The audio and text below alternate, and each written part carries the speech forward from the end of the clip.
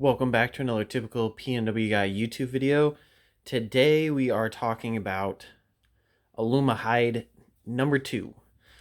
So this is their more recent rendition of it. This is a Brownells thing themselves, so you can see the Brownells name on it. And it is something that they created. Now, most people think that it's just a normal coating, but it's not. It is kind of one of the more durable coatings for the firearm stuff. Now, I got the semi-gloss black to try and match this guy. As you can see, it's all taped up, kind of hidden from the YouTubes. But it's, well, if you know, you know. And I think this semi-gloss will match. And another thing is that is roughly what it should be looking like. So the cap should match when you get it, and it's close enough, especially for it being a pocket. Now this is going to be my first time using it, and I looked up some YouTube videos from Brownells that Caleb did. Super cool dude. Hit him up on Instagram if you have any questions. Really easy to talk to.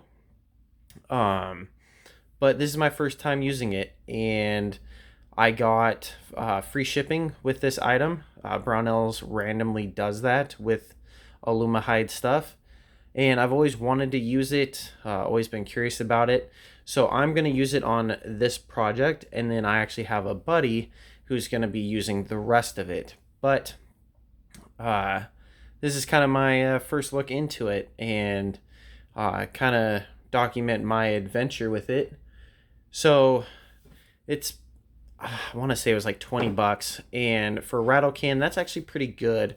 For, I mean, this thing's very heavy, it's pretty dense, a little bit kind of goes a long ways.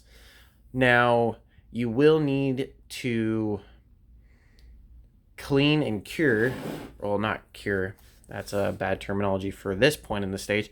You'll need to clean and prep. So I got all the grease out, I taped it. You're going to want to use an acetone cleaner, like what's known as automotive thinner, because that won't leave a residue. Now, because it is fall here in the Pacific Northwest, that means it's going to be cold, and it's been raining the last couple days. So I have a Harbor Freight heat gun that I'm going to be heating up this pocket. And that's also why I use this tape versus other tapes, is because this tape shouldn't leave a residue that I got to mess around with on the outside.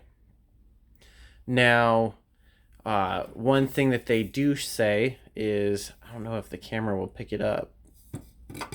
Here, let's see. There we go. So that little nozzle, you see it's going this way. You can actually get in there with pliers and make it go vertical. So that's pretty cool. So you can get two different spray patterns. You can kind of see it a little bit right there. You can get two different spray patterns. But with this, where it is so light, I'm going to just be holding it by the buffer tube and just kind of moving it around, coating it as needed.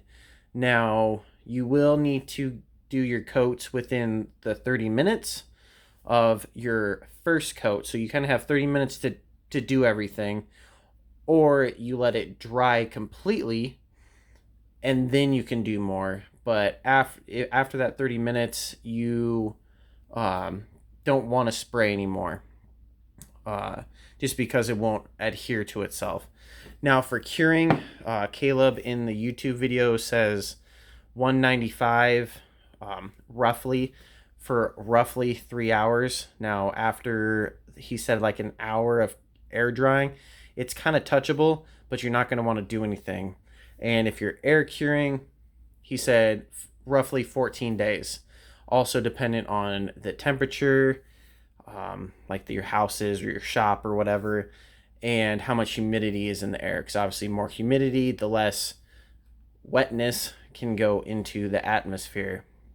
So I will heat the pocket up.